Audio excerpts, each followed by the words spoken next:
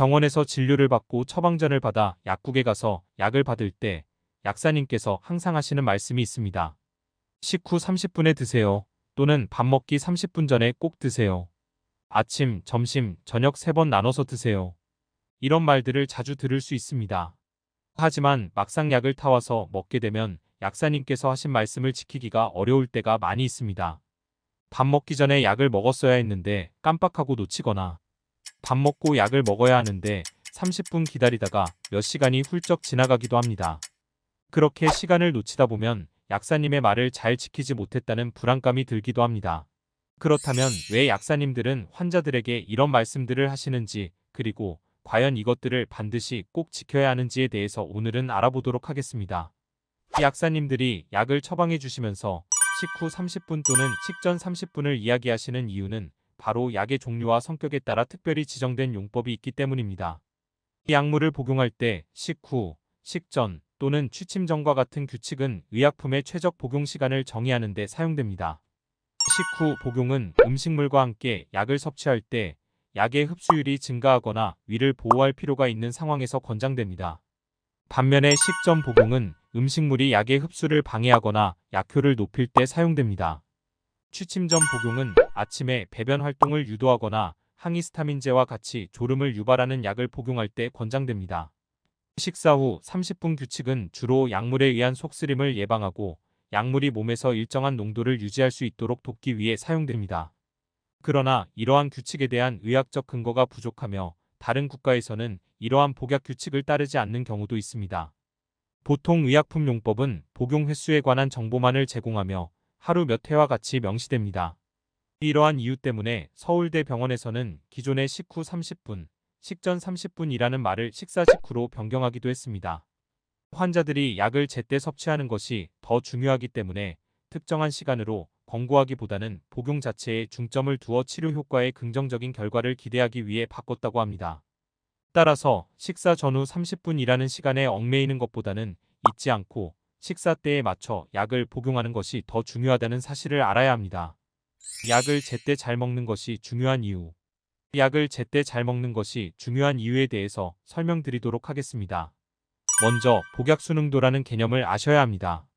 복약순응도 또는 복약이행도로도 불리는 이 개념은 환자가 의료 전문가의 지침을 얼마나 따르는지를 나타내는 지표입니다. 이것은 복약이나 치료 계획을 환자가 얼마나 열심히 따르는지를 측정하며 그 정도는 치료 결과에 큰 영향을 미칩니다.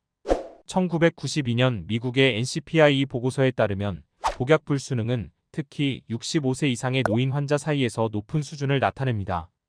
보고서에 따르면 65세 이상의 노인 중 55%가 처방에 따라 약물을 복용하지 않았고 30에서 50%는 잘못된 방식으로 약을 복용하였다고 합니다. 또한 5명 중 1명은 처방전을 받았지만 약을 복용하지 않았으며 7명 중 1명은 약을 너무 빨리 중단하였으며 50%는 약 복용을 잊어버렸다고 보고되었습니다. 미국에서의 추산에 따르면 처방약에 대한 복약 불순응을 개선하면 연간 약 800억 불 이상의 경제적 이익이 발생할 것으로 예측되며 이러한 이익은 보험사, 의료기관, 그리고 환자에게 모두 돌아갈 것이라고 보고되었습니다. 한편 우리나라의 경우 환자의 복약 순응도가 약 30에서 70%로 약물 복용이 제대로 이루어지지 못하고 있다고 나타났습니다.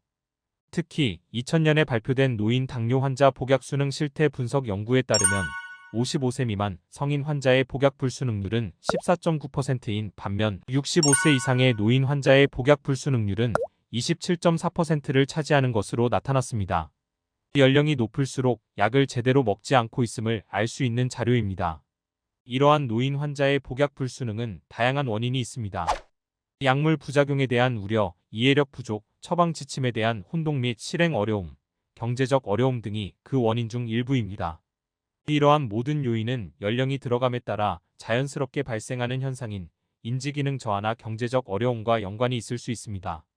그러나 노인 환자의 복약 불순응의 가장 큰 원인은 다제, 병용 및 그로 인한 복용 복잡성으로 볼 수 있습니다. 복약 순응도가 중요한 이유는 처방된 약물을 정확히 복용하는 정도가 치료 결과와 강한 관련이 있기 때문입니다. 높은 복약 순응도를 유지하는 것이 중요한 만성질환, 예를 들어 당뇨병, 고혈압, 이상지질혈증, 신부전과 같은 질환의 치료 결과에 큰 영향을 미칩니다. 복약수 능도가 높은 환자는 입원율과 치료 비용이 낮을 수 있습니다. 실제로 복약 불이행 환자는 심혈관 사건과 같은 합병증의 발생 위험이 더 높습니다. 따라서 약을 제때 잘 먹는 것, 즉 복약수 능도를 잘 따르는 것은 환자의 질환 치료 결과에 큰 영향을 미치기 때문에 매우 중요합니다. 약 복용 시 피해야 하는 것. 먼저 약과 함께 먹으면 안 좋은 것에 대해서 알아보겠습니다. 첫 번째, 유제품. 유제품은 약물의 흡수를 방해할 수 있습니다. 일부 항생제와 유제품 음료를 함께 복용하면 약의 효과가 크게 감소할 수 있습니다. 특히 변비약과 함께 유제품을 먹으면 위장장애와 복통이 발생할 수 있습니다. 두 번째, 술, 알코올. 대부분의 약물은 술과 함께 먹으면 부작용은 물론 건강에 해로울 수 있습니다.